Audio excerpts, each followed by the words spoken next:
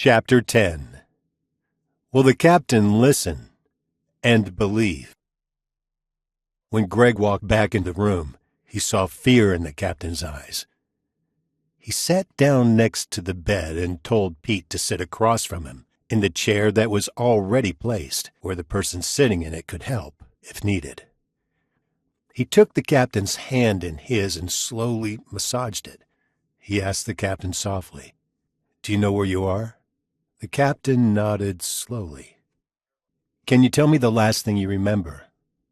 "Trying to get someone on some forgotten radio line." Greg thought fast. He didn't remember anything about that. "Do you remember going into the black hole?" "Which time? We've gone in so many times." Greg thinks this isn't getting us anywhere. "Do you think you could eat a little something?" "You finally thought to ask if I'm hungry and thirsty." Greg says, "I'll be right back." He motioned Pete to follow him. Outside the door, he said, "Al, go warm up that broth and tea. They are both sitting on the top shelf of the refrigerator. Pete, you wait outside the door and bring it all in when Al gets back. I don't want him to know Al's anywhere around until I find out what he has against Al. After all, they've been good friends a long time." Greg went back in and sat down and took the captain's hand again. He took a deep breath and asked, "Do you feel like us talking while he gets you something to eat?" The captain nodded, but removed his hand from Greg's and put it under his blanket. Greg worried that he might have something under the blanket. He looked around the room but didn't see anything missing. Greg asked casually, "Do you remember when we entered the black hole?" The captain looked confused. Greg thought, "I guess I need to start sooner." He asked, "Do you remember as we were going towards the black hole from Earth? We were having a hard time slowing down, and the black hole was pulling us faster and faster. We tried to turn away, but couldn't. Do you remember all that?" He looked at Greg, still looking confused, and says, "Of course I do. Why are you asking that?" "Because it's very important to the story of our trip." "I can't understand why. Is there a lot more important things to remember?" "Yes, I agree. We'll get to them. Now, let's see how much of this chicken broth you can get down. Be careful. It's warm. Your stomach may try to reject it." He ate a little of the broth and drank part of the tea and asked, "That is decaffeinated tea, isn't it?" "Yes, I thought that's the way you drank it." "Yes," he answered, "but with more sugar." "Okay, I'll remember next time. Now, do you want to rest or do you want some more of my story?" He answered, "I guess more of your story, but I don't know why. I remember it well. You'll see. After the black hole pulled us in, we hit something, and you were standing at the controls, and it threw you across the room. You hit your head, and were in a coma for a long time." "Wait, that's not the way the story goes." "Yes, that is the way the story went." "How can you say that? I was there, and that is all wrong. As you know, this ship is equipped for almost any emergency. We were equipped for this one, but not for the length of time you were in the coma." He was getting agitated again. Greg reached for the needle to inject him again, but he said, "Wait, I'll listen as long as you promise to let me tell you what I remember happening." Greg says, "Of course, there's always two sides to a story." "Well, maybe. And of course one side could be made up or dreamed." Greg asked, "Do you think I would do that to you?" "Not without a reason." Greg asked, "And just what could that reason be?" "I don't know. But I'll find out sooner or later. Get on with your story." Greg says, "I should just let you find out on your own, but it is important you find out now." He says, "Okay, I'm waiting." Greg says, "As soon as I realized you were in a coma, I tried to contact Earth, but that didn't happen. I guess we were too far into the black hole. It was about then that we slowed down almost to not moving. George tried to move us faster. We tried to turn around to go back, but we didn't have control of the ship. I read up on all we had on comas and made you as comfortable as I could. We used all the medical equipment on the ship, thinking you would come out of it soon. That was not to be. It took us over 3 months to get through the black hole. As soon as we were out, I again tried to contact Earth, but I couldn't. We decided then to turn around and go back through the black hole. We got out far enough to turn around, and when we were heading toward the black hole, George floored the ship as fast as it could go to get through faster. That didn't really help much. It still took us another 3 months to get back through it. We were now about 3 months from Earth. I've been in touch with the doctors there and have been told that we, on the ship, did all the right things for you and us. They also told me that they doubted if you would ever come out of the coma. I guess they were wrong, as you seem to be out and doing fine. Captain Jim says, "That is some story. I need to rest and think about it for a while. Could you give me more of that injection so I can rest?" Greg says, "I'm sorry. There is no more." "But you started to give me some earlier." Greg says, "No, I just wanted you to think that, hoping it would calm you down. And it did." He says, "We will discuss your deception at a later date." He was already falling asleep.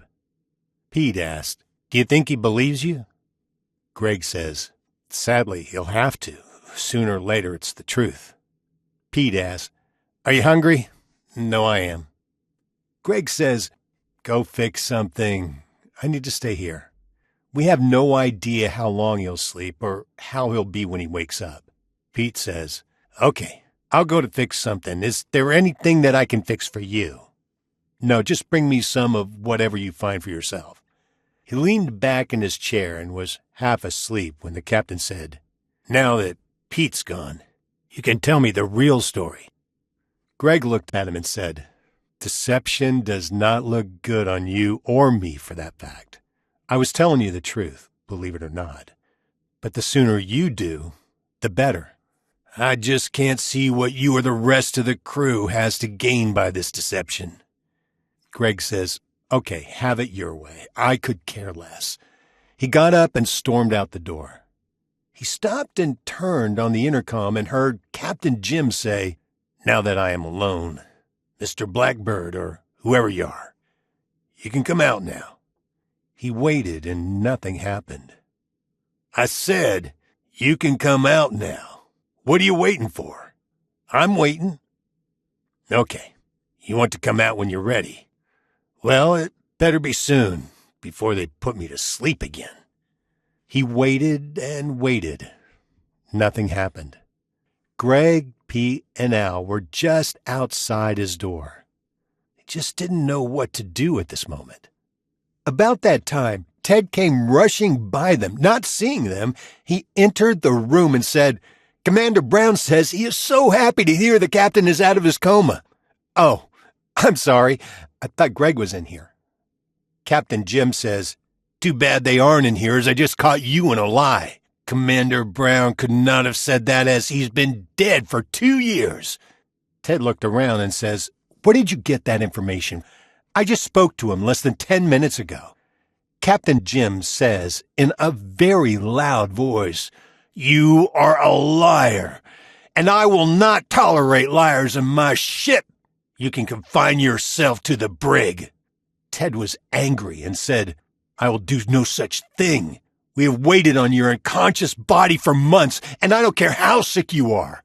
You can't talk to me like that." Greg and Pete walked in and dragged Ted out as he was yelling the last words. Ted was so angry, he was shaking. Pete helped Greg hold him until he stopped. Then they quickly told him what was going on, and he said, "I don't understand it. I will tell you, no one calls me a liar. I'll be in the control room if you need me, but not him. I won't help him ever again."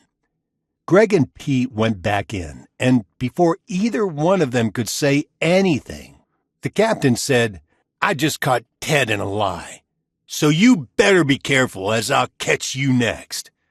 Greg says, "Okay, you're on your own. We quit." They walked out, closed the door, and locked it. Ted asks, "Are you sure he doesn't have a key?" "No, I'm not sure. So we are sealing the door from the control center." Ted says, "That'll make him even more angry." "That's okay. We'll be home in a couple of months or so, and you can find out from them. I'm tired and worn out from sitting by his side, and since he's awake, I won't do it anymore. We'll push his food through that opening, and if he needs anything else, he'll get it the same way. That is as close to putting him in the brig as I'll go, but I think he'll get the idea sooner or later." Greg was sure the captain could hear him. In fact, he hoped he could, as he meant every word of it. As the next 2 days went by, they could hear the captain begging and pleading for the Blackbird to come back. He also threatened him with all kinds of bad things. One day, he became very quiet. They worried that his coma was back, but Greg checked on him and he seemed to only be asleep. Then after a couple of hours, he saw tears running from his eyes. He wanted to go in and check on him, but decided that he needed to wait until the captain needed help and would have to ask for help to cure him. By the end of the day, Greg heard a meek voice. "Greg, I need your help. I am sorry for the way I've treated you and the others. Please, let me show you I'm sincere. Please, Greg, please." Greg opened the door and walked inside. He did not know it, but Ted and Al were outside the door. They were there in case the captain wasn't sincere. They wanted to believe him, but were leery. Greg asked, "What can I get for you, Captain? I'm very busy getting the last inventory done before we get back to Earth. It must be counted and sealed. If you need something before I get it sealed, let me know, as I won't unseal it unless it's a serious emergency." Captain Jim says, "I don't need anything, at least not material things. I need to ask you and the rest of the crew for forgiveness. I just can't believe how badly I've been acting. If you need evidence of how you've acted, it's all been filmed for your sake as well as ours. It should be ready to forward to headquarters in the next day or two. We are waiting for Commander Brown's okay. Wait, please don't send it to hear my side of the story. I'm not happy about any of it, but please let me explain." Greg looked at him and felt he was sincere. But he was not the only opinion that he needed. He said, "Okay, I'll go have a meeting with the others and then we can vote on it. Can you bring them here so I can talk to them?" Greg says, "No, you know the procedure. You cannot be involved in the meeting or the vote." "Yes, I know. I was hoping there might be an exception." Greg says, "I'll put that before them also. It would be unusual, but not unheard of. I'll be back as soon as I can. See if you can get cleaned up a little." He unhooked all the machines from him and his bed, removing anything that seemed dangerous. As he left, he wasn't sure whether the captain was relieved or not. Just as he was about to leave, he turned off the intercom system. He would turn it off in the control room also. This was part of the accepted procedure for the meeting they were about to have. He wasn't sure how he felt about the whole thing. He shut and locked the door, and there was Al and Pete waiting for him. Al asked, "Why did you not let him explain his actions? It would save us some trouble and time."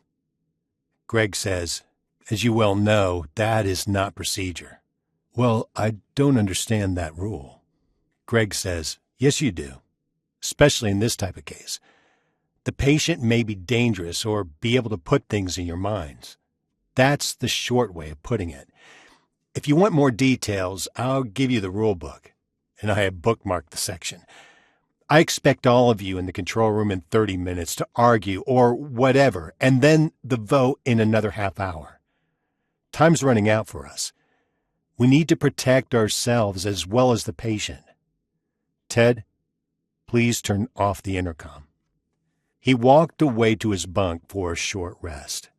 He set the timer on his watch and lay down and closed his eyes. His alarm went off. He got up, washed his face, and went to the meeting that he was not looking forward to. He could tell the others had already been in discussion before he walked in, as they were immediately quiet. He asked, "Well, have you already come to a decision?" Ted says, "No. What made you ask? We were merely talking." Greg asked, "And it had nothing to do with the captain?" George says, "Of course it had to do with the captain. We have hardly said a complete sentence in the past months. That did not have something to do with the captain. We have not made any decision about him." Greg says, "Okay, let's call the meeting to order. Who wants to go first?" Al says, "I would like to go first. As you all know, he and I have been friends for many years. I would like to clear him of everything we have against him." Ted says, "I too would vote for that.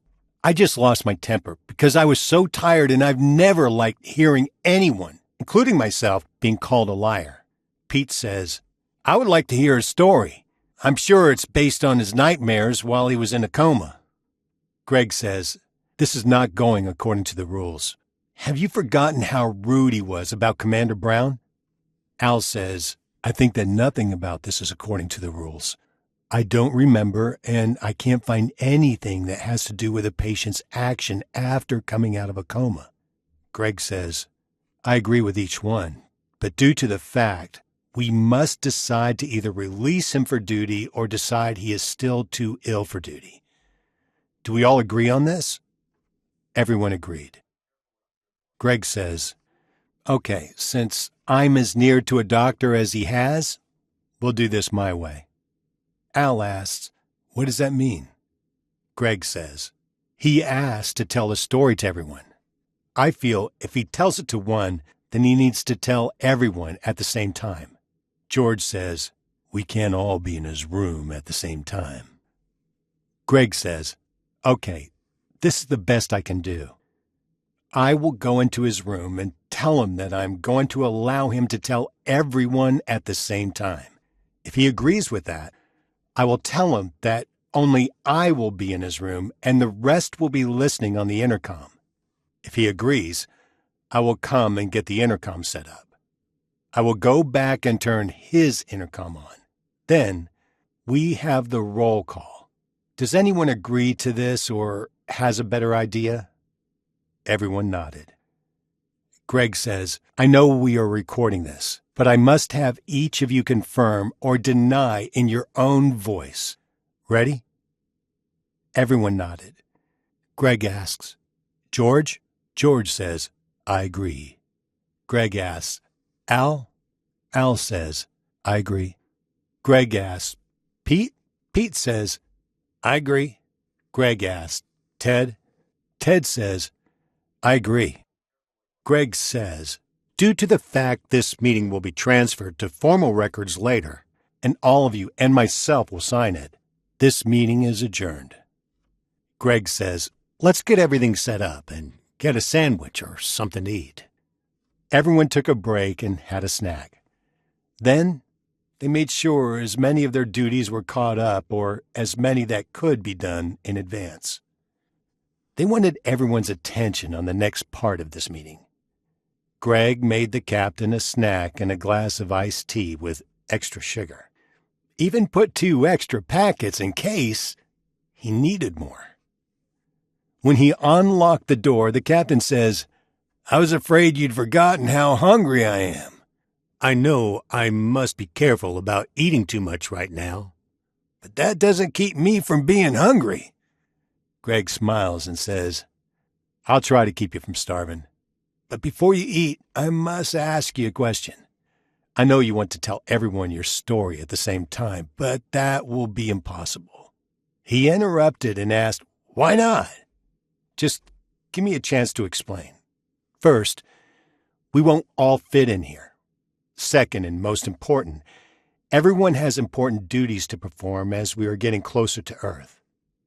No, taking this into consideration, I think we can do this over the intercom and make it work. How do you feel about this? He thought and said, I would have preferred seeing their faces as they asked questions. That is another point. According to the rules of this type of inquiry, they are not allowed to ask questions or make comments, so the sound from the control room will not be heard in here.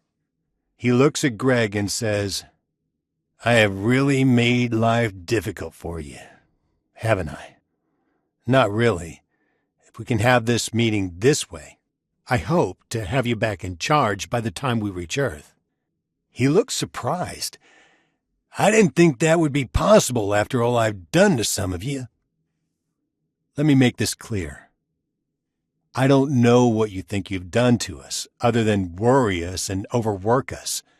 But those are things we signed up for. He said, Well, that should be enough. Maybe I should skip telling my story, as I'm sure you'll feel differently after I tell it.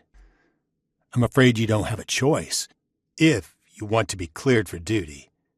You've made too many statements on file that I can't remove, but I am almost completely sure your story will clear you.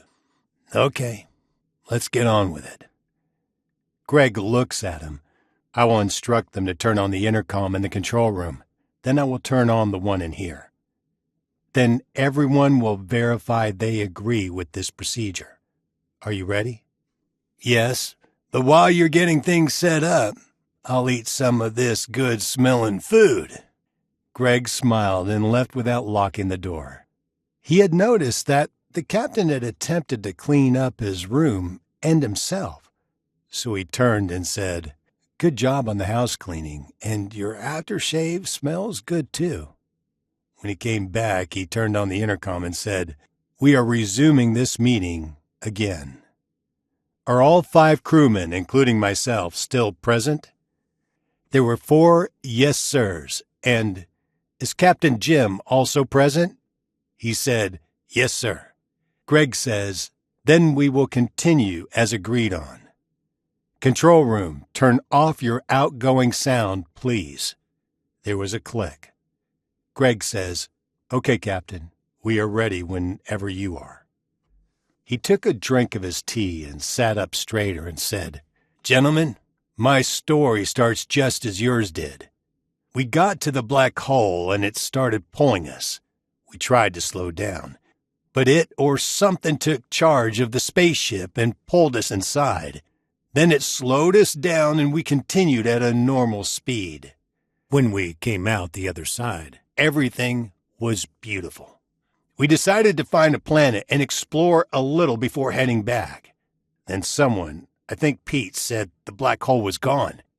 Everyone looked and saw it was gone. We decided to land and see if we could see where it went, as surely it hadn't just disappeared.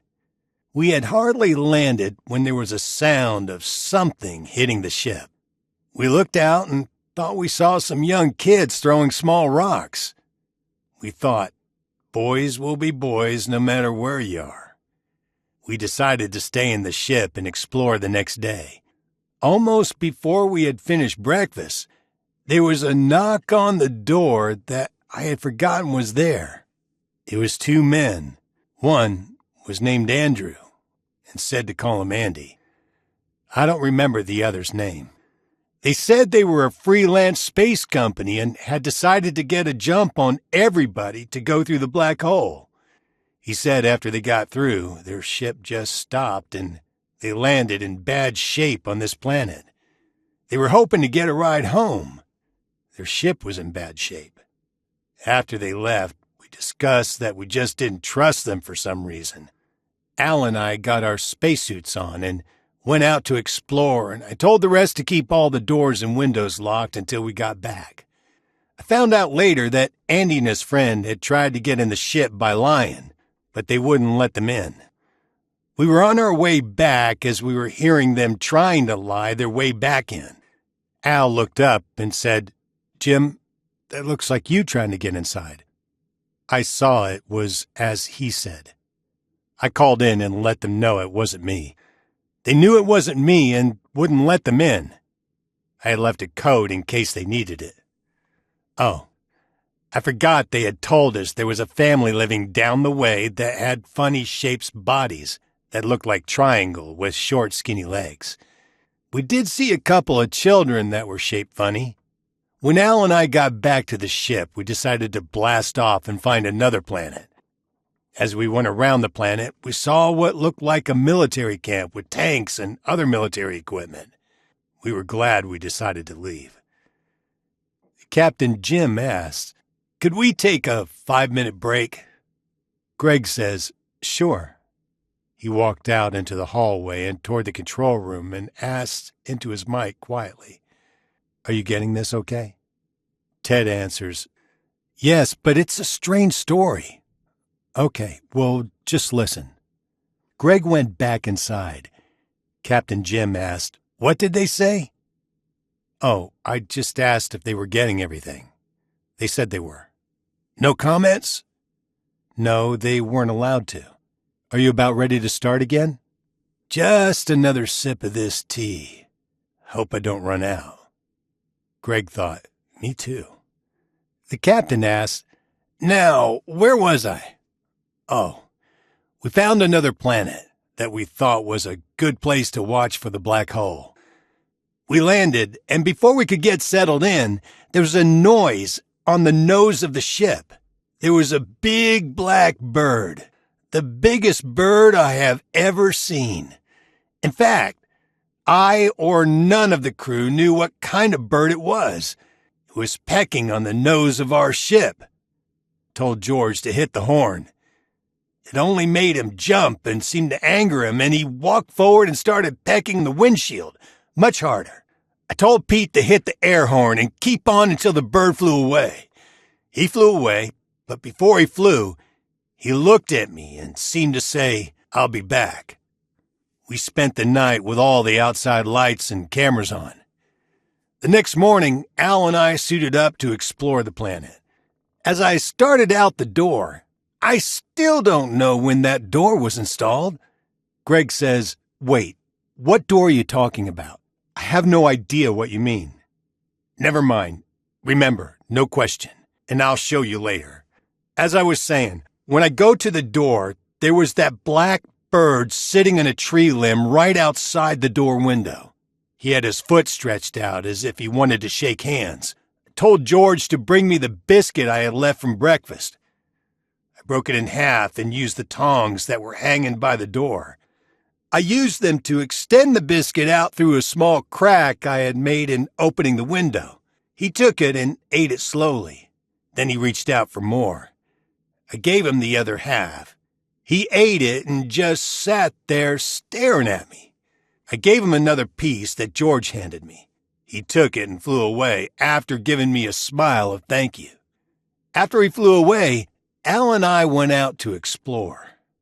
As we walked around, I saw there were a lot of little birds chirping in the tree. I asked someone inside to get some bird seed from the storage room. They put some in a cup and Al went to get it. When he brought it, he handed it to the black bird and it made me angry. So I hit Al as hard as I could. He fell to the ground. Put my foot on his head to keep him down. He was trying to get up, but I just kept grinding my shoe on his face. 3 or 4 of you rushed me and tied me to something. You helped Al up, and the next thing I knew, they had built a rabbit trap from a large wooden box and propped it up with a stick or something. Then they put a plate of biscuit crumbs under it, and they moved out of sight. I could see the biscuits, and I was so hungry. I wanted to get up and get some, but I couldn't move. Then I saw the bird go to the trap and start eating the crumbs. I tried to warn him, but I couldn't. Then someone pulled the stick out and he was trapped. He was trying to lift the box, but they sat on it and then piled a lot of big rocks on it. "Can I take another break?" Greg said, "Sure," and walked outside thinking, what a strange story. He went back in and asked, "You ready?" They came over and untied me, but I couldn't move. They took me through the decontamination shower, cleaned me up and put clean clothes on me and put me in bed in my room and locked the door. Greg asked, "What decontamination shower?" "I know, no questions, but that doesn't make sense. Go on." "How can I go on with you interrupting? I keep forgetting where I was. Oh, I remember. I got out of bed and went to the control room and asked what they were doing. George says, getting ready to blast off unless I had another idea. I told him the quicker we get off this planet, the better. He blasts off to look for another planet. It was after that, let's see. Oh, something hit the side of the ship hard. Al got to where we could get a look at most of it and said it was a chunk of something. Al suited up and went out to remove it, as it seemed to be making the ship lean the wrong way. He got it and put it in the middle decontamination bins." Greg thought, "What bins?" Captain Jim continued. "We were moving along watching for the black hole when someone said, 'I see it.' We looked and saw it. We had already passed it. We turned as soon as we could and headed back. It immediately grabbed control and pulled us in at a faster than fast speed. We slowed almost to a stop when we got to the other side. In the meantime, there were some bad scenes and scary creatures everywhere, and the gray-greenish light made me sick. I told George to floor it, and with the help of the others, we got out of there. I laid down in my office. And Al came in and said, 'I think I know what that was all about. That chunk that hit the ship is part of the black hole, and it wants back.' Didn't make sense to me, but Al said if we went back inside and left the chunk, we would be okay. I told him that gray-greenish light was making me sick, but I finally agreed that we should try. We went back inside and were stopped almost as soon as we got inside. Al opened the bottom of that bin and let the chunk drop. We immediately started out the other side. I didn't see anything, but I was told there was normal light and nice scenes all the way. We decided to call it the green hole as it wasn't our black hole. George told us our fuel was at top capacity after we got out. I don't know how long we searched before we saw the black hole. When we were going through the black hole, we went down the wrong tunnel, and it was so narrow that Pete and Al took the small spacecrafts out and pushed us backwards until we could go out the right tunnel. As they were getting back on the ship, I made sure Al got hold of that hot pipe by the door and burned his hand very badly. You gave him something so he could sleep until it was well. Oh, I forgot. As we started inside, I saw the black bird standing on the nose, waving goodbye with a nasty smile on his face. I don't remember how long it took us to get through the black hole, and it seems like 36 months. After we got out, we tried to contact Earth, but the control code was wrong. Ted helped me figure out the new code. Then I was told that Commander Brown had been dead for 2 years, and the other commander had retired. I was getting upset and must have passed out, as the next thing I knew was you trying to wake me up. Now you can see there's nothing wrong with me. I remember the whole trip. Now, clear me for duty." Greg looked at him sadly and said, "I can't yet. The inquiry is not finished. Why don't I get you some fresh tea before we go into the next phase?" "That's not fair, and I don't remember what is next." Greg went for the tea, remembering to put extra sugar in it, and a plate of some nice brownies.